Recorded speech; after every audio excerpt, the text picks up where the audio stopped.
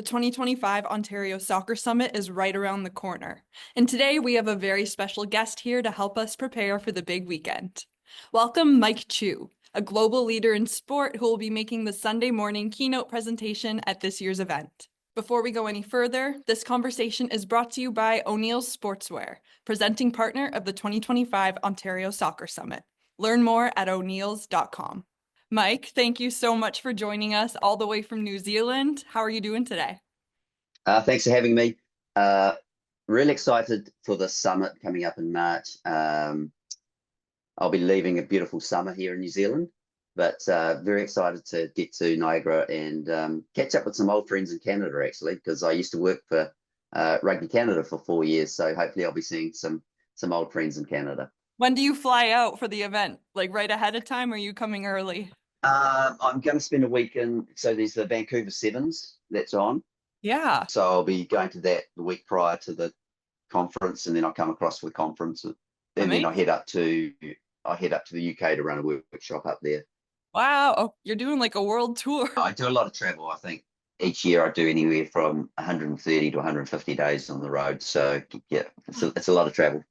So, to get this started, would you mind just telling us a little bit about yourself and maybe where your interest in high performance sports stems from? Sure, thanks. Look, I've been working in high performance sport for over 3 decades now. I spent 16 years with New Zealand Rugby, another 4 years with Rugby Canada, and I'm currently with World Rugby as the lead education manager. Um, I've been always fascinated by elite sport and high performance sport. Always wanted to watch sport, play sport. So I feel very privileged working in rugby, particularly in a country like New Zealand, where rugby is the number one sport, and there's a lot of passion for rugby. And I guess it's a lot similar to hockey in Canada, where even if you may not play hockey, you probably follow hockey. Yeah, I think most of us definitely do. Comparing it to hockey for us Canadians here, that definitely helps put things into perspective. Mike's keynote at the summit is titled Leadership and Legacy, the New Zealand All Blacks Way.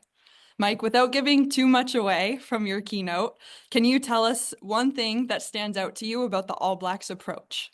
Gosh, there's a few things, but one of the things I'll be talking about is the culture. So they have a very, very strong culture, which drives a lot of the legacy and a lot of the performance. Um, there's a lot of tradition, a lot of history. It's 120 years of probably one of the most successful sports teams in sport history. So around about an 80% win record over 120 years. So sustained success. Um, yeah, so I'll be giving a little bit of an insight into what's created that success and how they've tried to sustain it over that period of time. Very interesting. Well, I can't wait to hear more about that. I'm sure our audience will be just as intrigued as I am. Back to the leadership and legacy part of that title. That's actually the theme of this year's entire summit. So, what's one key piece of advice that you would give to leaders, soccer leaders here in Ontario, as they look to leave their own legacies? Great question. Um, I think the way in which you lead will drive the culture of the team, and it's something that New Zealand Rugby is really focused on is a shared or empowered leadership approach, where everyone in the team um, is a leader, and we sort of take the approach that you can never not lead. So everyone needs to take some responsibility, not just for themselves, but for the team as well, and for the legacy of the team. And that actually leads us to the last question here. What's exciting you the most about coming to the Ontario Soccer Summit and sharing some of your expertise with leaders from a different sport? Oh, look, I love learning. So I'm actually more excited to listen to your other keynotes and meet people and meet industry leaders and meet, great coaches and leaders in soccer, because I'm always on the lookout for good ideas.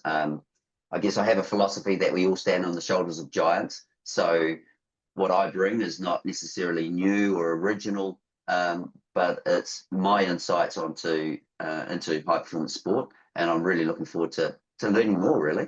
Well, that's it for our summit related questions. But before we let you go, there's a little game that we want to play with you. Um, Sure.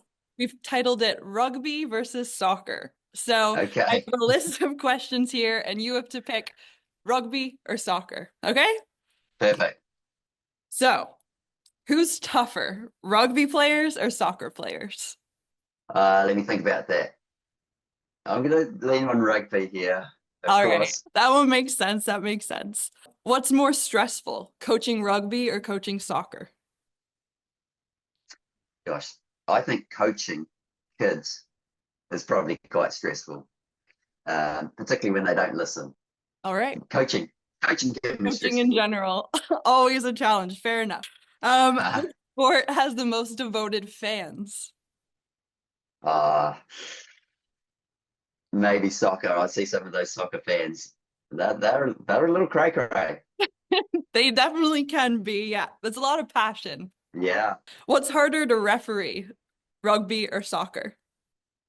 I think rugby. Rugby has a lot of rules, and a lot is open to interpretation. I think I think soccer would be far easier to referee. Okay. Which is more intense, a Rugby World Cup final or a FIFA World Cup final? Well, I've never been to a FIFA rugby, That's sorry, a FIFA tournament, but I can tell you, I have been to a few rugby World Cups, and they can be very stressful. So I can only imagine what a soccer World Cup would be like. I watched the 2011 World Cup final, which is here in New Zealand, and New Zealand won it 8-7 over France. And I think I watched the whole game like this. So yeah. Which sport is more strategic on the field? Oh gosh. Look, they're both strategic. It would be. I know there's a lot of strategy in football. There's a lot of different identities in rugby of scrum, line out, maul. Um, yeah, a lot of different tactics. Yeah, I'm going Both. to sit on the fence on that one. We're almost at the end here, but which sport has the better uniforms? Oh, I'd have to say probably soccer. Okay. They do some funny, they do some pretty cool things. Although for rugby, I love the All Blacks.